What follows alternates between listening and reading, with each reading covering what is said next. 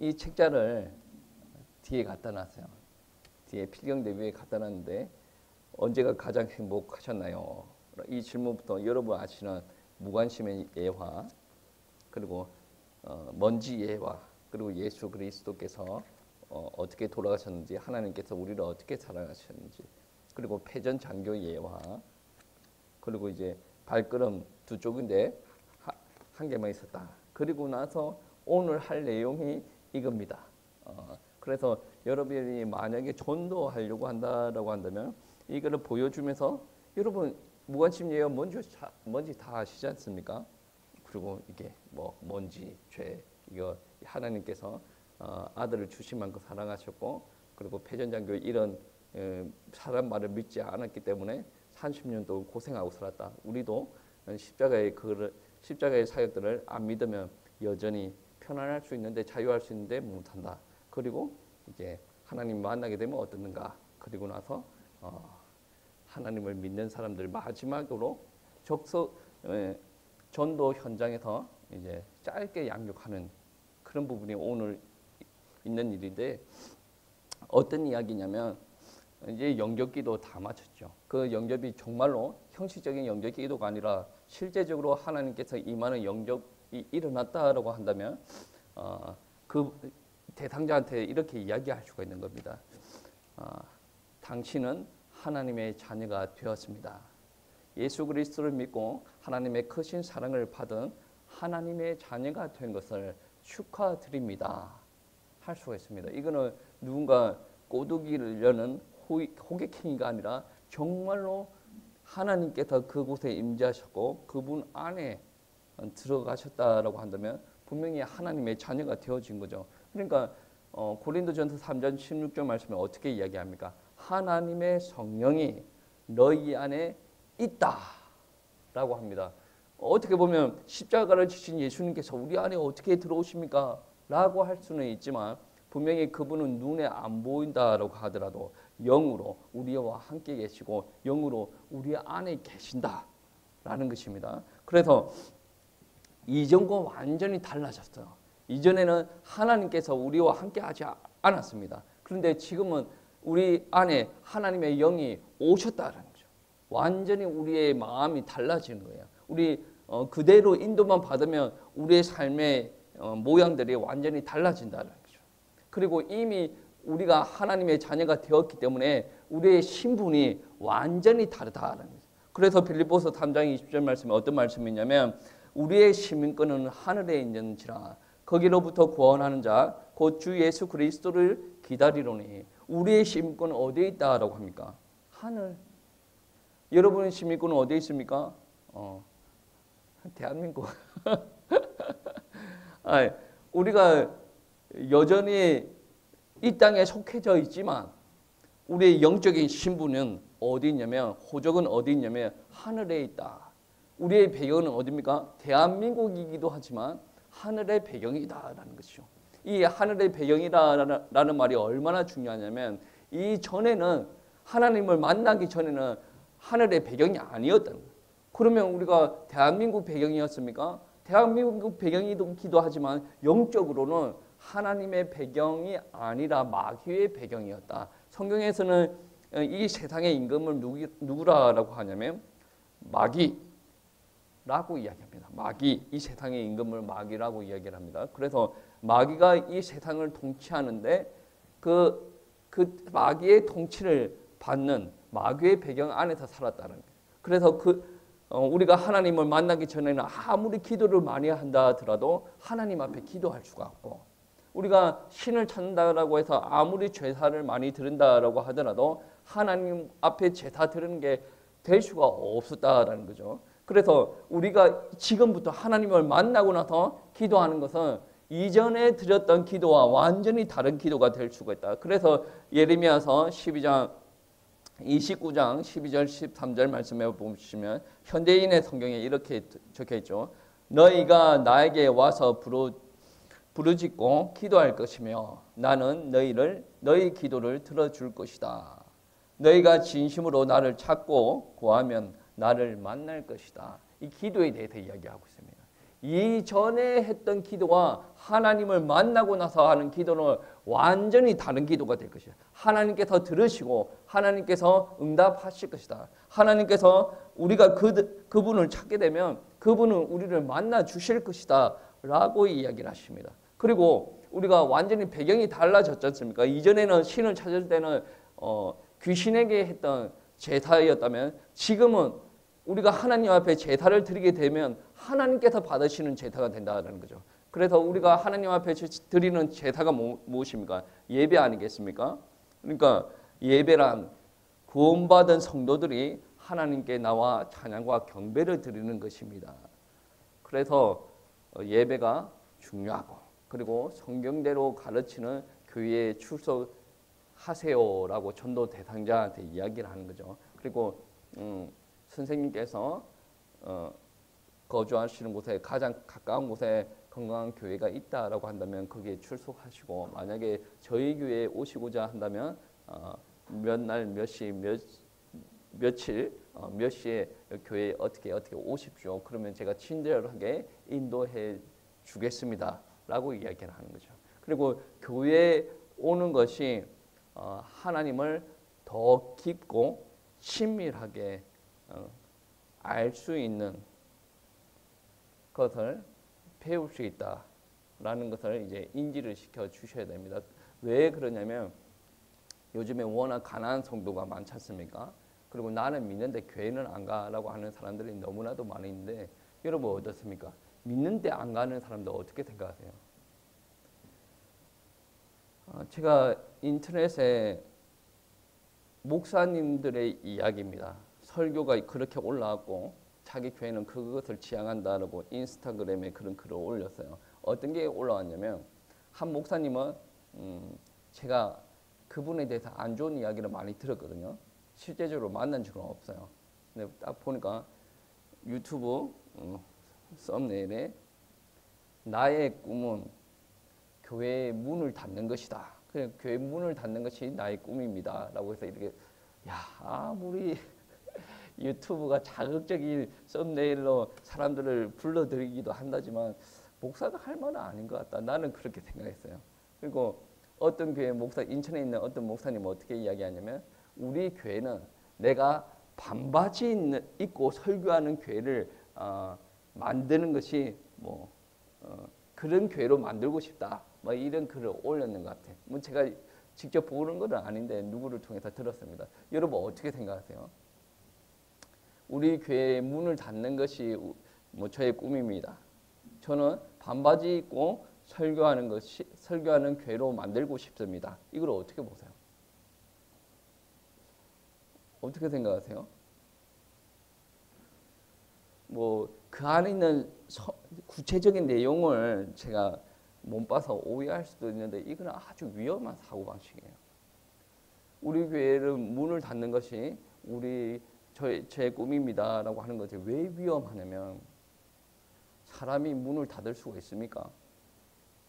이거는 이러한 유의 말들은 인간 중심일 때 나오는 말이에요.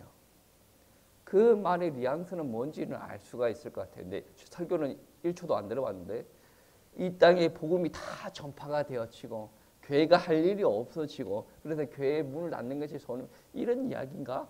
그렇게 좋은 쪽으로 생각을 해봤는데 그래도 그거는 너무나도 인본주의예요. 만약에 우리가 복음을 다 전파가 됐어요. 주님께서 오실 거예요. 그때 우리는 뭐 해야 됩니까? 교회의 문을 닫고 직장에 나가 있고 우리 가정에 있어야 되는 게 우리의 모습입니까? 이단보다 못하는 거 아닙니까? 이단은 휴고 일어난다고 그런 이단 있었지 않습니까? 이단은 자기 집문서 따문서 애들 반지 그 돌반지 다 팔아가지고 다 헌금해요. 그게 맞다라는 것이 아니라 주님께서 진짜 오신다라고 한다면 그에 더 모이려고 애를 쓰는 거예요. 요즘에는 교회들이 뿔뿔이 흩어지는 교회를 지향하는 거잖아요. 그러면서 그게 나쁘다라는 게 아니라 그런 것을 지향하면서 모이는 것을 잃어버리는 거예요. 그거 한번 잃어버리면 엄청나게 고생합니다. 다시 회복시키기 위해서. 그래서 나의 꿈은 교회의 문을 닫는 것입니다. 그 말이 저는 너무나도 인본주의고 그런 인본주의 사상 가지고 설교하면 사람들 영적인 질병 된다는 저는 생각을 합니다.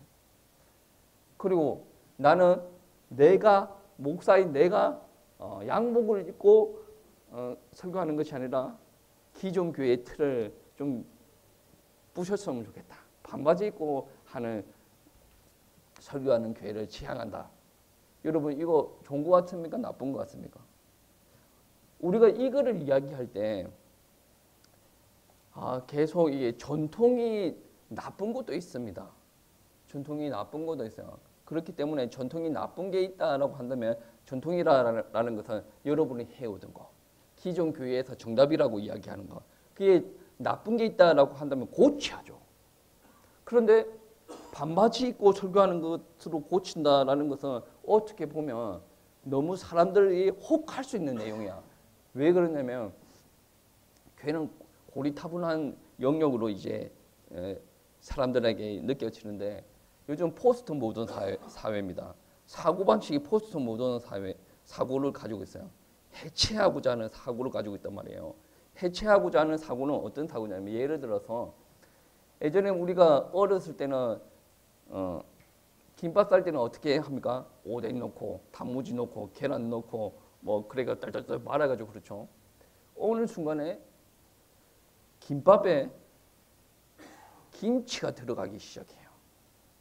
그리고 나서 어느 순간에 김밥에 참치와 마요네즈가 들어가기 시작해요. 그리고 어느 순간에 김밥에 돈가스가 들어가기 시작해. 이게 사람들이 음식을 발전을 시킨다라고 이야기할 수도 있는데 이거는 해체주의예요. 어떤 거냐면 예전에 오던 전통을 만족하지 못하고 이걸 해체시키고 재조합을 하고 나가요. 새로운 것을 만들어 나간다는 거죠. 그러면 음식을 그렇게 만들어 나갈 때는 뭐 식품 영양학을 전공을 안 해서 모르겠는데 맛있으면 그만이다라고 생각할 수도 있죠. 근데 교회를 해체를 하기 시작해요. 교회를 해체하기 시작하면서 어떤 이야기 나왔습니까? 교회 문을 닫는 것이 나의 꿈입니다. 제가 볼 때는 이거는 사입이라 할 수 있는 말이에요. 그리고 나는 반바지 입고 설교하는 교회처럼 우리가 교회가 이렇게 좀 자유분방했으면 좋겠습니다. 라고 이야기를 하죠. 전통에 거부감이 있다고 해서 튕겨나가서 그런 이야기를 하면 그거는 목사라고 하기는 어렵습니다. 라고 저는 이야기합니다. 왜 그러냐면 우리 기성교회가 전통이 있는데 어떤 전통이 잘못되었습니다. 왜 잘못되었습니까? 사람들이 싫어합니다. 그게 또 어느 정도 말이 되겠죠. 그리고 그 기성세대들이 그 사고방식이 교회 성장을 막습니다. 그것도 맞을 수가 있어요. 가장 우리가 궁극적으로 지향해야 될 바는 무엇이냐면 성경에서는 반바지를 입고 설교를 하라고 했습니까? 말고 하라고 했습니까? 이것도 인본주의 사고가 엄청나게 깔려져 있는 거예요. 왜 그러냐? 예배가 사람들 앞에서 하기를 원합니까? 아니죠. 지금은 사람들이 이거를 허용하지 못하기 때문에 내가 풀 세팅해서 이렇게 설교합니다. 그런데 사람들이 나의 말을 이해를 한 다음에 나는 반바지도 입고도 설교를 할 수가 있을 것 같습니다. 저도 반바지 입고 설교하는 게 무조건 나쁘다 그렇게 생각하는 것이 아니라 옷이 그 사람의 정신을 이야기를 합니다. 여러분 직장 갈 때 어떠한 옷을 입고 갑니까? 조선소 가면서 양복 입고 가는 사람도 있습니까? 자기 여자친구 만나러 가면서 조선소 옷 그대로 입고 가는 사람이 있습니까? 가는 사람이 있겠지. 너무 보고 싶을 때. 근데 자기가 연애할 때 좋아하는 사람을 만나고 하는데 자기 작업복 그대로 입고 가는 사람은 없어요. 저의 정신은 그래요. 그래도 예쁜 옷은 아니더라도 샤워는 기본적으로 하고 땀 묻었던 작업복 말고 그나마 깨끗한 옷을 주워가지고 입고 나가는 거죠. 여러분 하나님 앞에 나올 때 그 정신 상태가 어떻습니까? 마인드가 어떻습니까? 그냥 무조건 편한 겁니까? 제사장한테 제사장의 의복을 입히지 않습니까?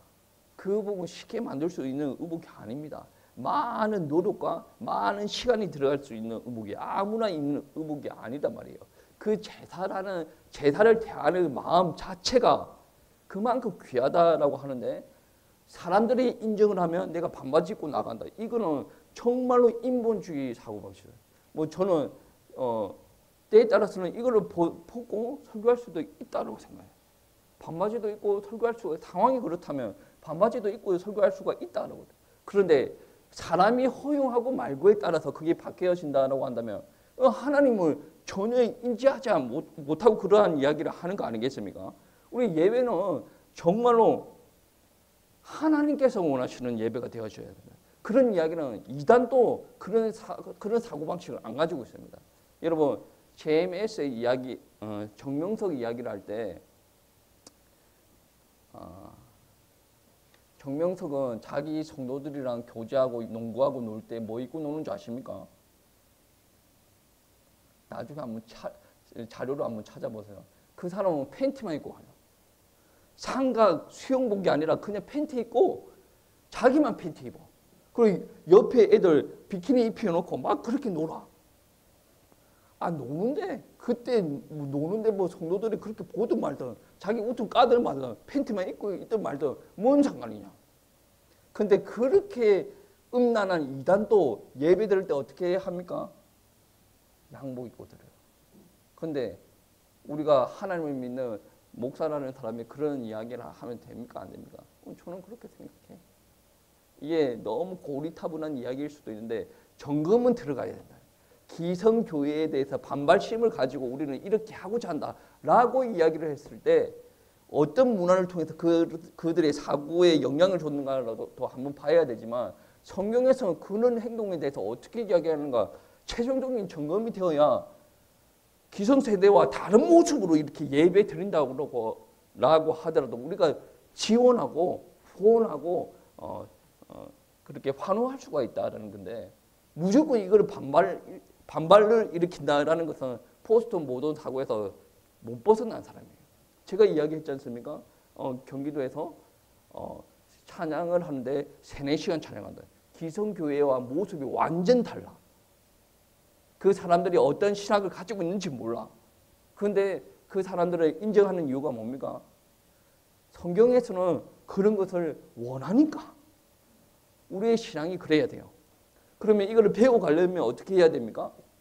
떠돌아다니는 목사들의 말을 들어서 그렇게 나가는 게 아니라 정말로 하나님께서 원하시는 예배를 드려야 된다.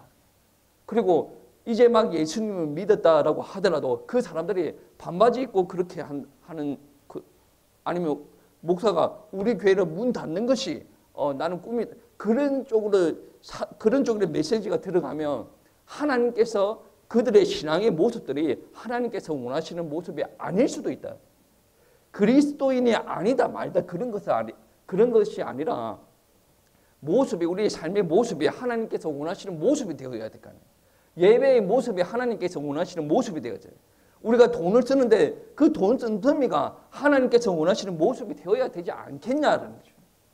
이것은 혼자 성경책 읽어도 가능한 일이지만 예배 시간을 통해서 우리는 더 알아가야 되고 하나님께서 이 시간에 이 공간에 편재하시고 역사하시는데 하나님의 감화 감동을 느껴야 우리가 하나님께서 원하시는 대로 살아갈 수가 있다는 거죠. 우리는 하나님의 백성이에요. 하늘의 배경을 가지고 사는 사람입니다. 기도하고 예배할 수도 있어요. 우리가 현장에 나갔을 때 이전과 완전히 다릅니다. 히브리서 1장 14절 말씀에 어떻게 이야기합니까? 천사는 부리는 영이다. 섬기는 영이다. 구원받을 상속자들을 위하여 섬기라고 보내심이 아니냐. 뭐 영화 같은 데 보면 어떤 사람이 갈 때 뭐 천사도 따라가고 마귀도 따라가고 귀신도 따라가고 막 그렇게 하는데 정말로 성경에서는 어떻게 이야기하냐면 하나님을 믿는 사람들이 가는 현장마다 천사가 따라다닌다라고 이야기를 합니다. 그리고 이거를 하나님께서 우리를 도우라고 보내신 영이다라고 이야기합니다. 천사가 힘이 셉니까? 우리가 힘이 셉니까? 천사가 힘이 훨씬 세요. 근데 하나님께서 천사보다 우리를 더 귀한 존재로 여기시고 왜? 우리는 하나님의 자녀들이니까 천사를 우리를 섬기라고 보내시는 분이 누구냐? 하나님이다. 그런 부분이 엄청나게 와닿아야 돼요. 그리고 천사가 있으면 흑암도 있지 않습니까? 흑암은 우리가 계속 하나님께서 원하시는 대로 살아가려고 할 때 어떤 이야기를 하냐면 마음 가운데 어려운 마음을 더 주시고 우리 상황 가운데 사건 사고를 막 일으키십니다. 일으켜요. 그리고 그가 원하는 대로 우리를 막 끌고 가려고 합니다. 그의 목적이 그래요. 그래서 최종적으로 하나님 품에서 떠나게 만들고 지옥으로 넣게 하려고 흑암이 역사를 합니다. 그러면 우리가 이 흑암의 권세를 이길 수가 있습니까? 없습니까? 없어요. 그런데 하나님께서는 그 흑암의 권세를 이길 수 있는 권세를 우리에게 주셨다라는 겁니다.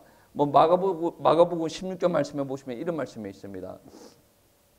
내 이름으로 귀신을 내쫓으며 뱀을 집어올리며 무슨 독을 마실지라도 해를 받지 아니하면 병든 사람에게 손을 얹은 즉 나으리라. 우리가 어떠한 것을 어떠한 환경에 닥치더라도 우리는 해를 받지 않는다. 귀신을 내쫓을 수 있다. 누구 이름으로? 예수 그리스도 이름으로 내쫓을 수 있다. 예수 그리스도 이름으로 손을 얹으면 병이 나을 수 있다라고 이야기를 합니다. 그러면 이전에는 무조건 아프면 병원 가야 돼요. 이전에는 뭔가 귀신이 들려오면 점집에 가야 돼. 근데 지금은 완전히 달라. 흑암이 역사를 한다. 그러면 우리는 예수 그리스도 선포를 하고 이길 수가 있다. 병도 나을 수 있다. 귀신도 내어줄 수 있다. 어떠한 어려움이 가운데 있다라고 하더라도 우리는 해를 당하지 않을 수가 있다라는 것입니다. 예수를 믿는 걸 잘했다라는 것을 이야기해 줄 필요가 있다는 거죠. 그리고 마지막에 예수 그리스도가 누구신가에 대해서 전하는 자가 되십시오 라는 말도 우리가 마지막으로 한번 해줘야 됩니다. 내가 얻은 기쁜 이 영생의 소식, 하나님을 모르거나 이 영생의 소식을 모르는 사람들에게 전하는 모습들이 있어야 된다라고 이야기를 하고, 혹시 누구에게 이 복음의 소식을 전하고 싶습니까? 라고도 물어볼 필요가 있어요. 그리고 나서 그 사람에게 복음을 전하는 방법을 가르칠 수가 없으니 말씀 한 구절을 전달할 필요가 있는데, 여러분 다 아시는 요한복음 3장 16절 말씀에 하나님이 세상을 이처럼 사랑하사 독생자를 주셨으니 이는 그를 믿는 자마다 멸망치 않고 영생을 얻게 하려 하심이라. 이 말씀을 딱 주시면서 어떤 말씀을 할 필요가 있냐면, 하나님이 세상을 이처럼 사랑하사 세상 부분에 자기 이름을 넣어서 한번 해보라고 할 필요가 있어요. 하나님이 옥경곤을 이처럼 사랑하사 독생자를 주셨으니 이는 그를 믿는 자마다 멸망치 않고 영생을 얻게 하려 하십니다. 여러분의 이름 한번 넣어서 한번 해보세요. 전도 대상자의 이름을 넣어서 한번 해보세요 라고 그렇게 한번 제안을 할 필요가 있어요. 그리고 이 말씀을 가지고 복음을 전할 필요가 있다. 이 말, 다른 거는 잘 못할 수도 있는데 그 말씀으로 전도 대상자, 다른 전도 대상자의 이름을 넣어서 한번 복음을 전해 보십시오 라고 제안을 할 수가 있다는 것입니다. 여러분, 좀 새로운 정보들이 오가고 뭐 불편할 수도 있는데 오늘이 마지막이에요. 오늘이 마지막이고, 사실 여기 마지막에는 이런 부분이 있습니다. 적석장육 부분에서는 너희가 나에게 와서 부르짖고 기도할 것이며 나는 너희 기도를 들어줄 것이다. 너희가 진심으로 나를 찾고 구하면 나를 만날 것이다. 이것만 해도 돼요. 이것만 해도 되는데 여러분이 하나님의 백성이 되어지면 예배도 드릴 수가 있고 기도도 할 수 있고 청사도 있고 악한 영도 물리칠 수가 있고 전도도 할 수가 있습니다. 이런 부분들도 양육을 할 수 있었으면 너무 좋겠습니다.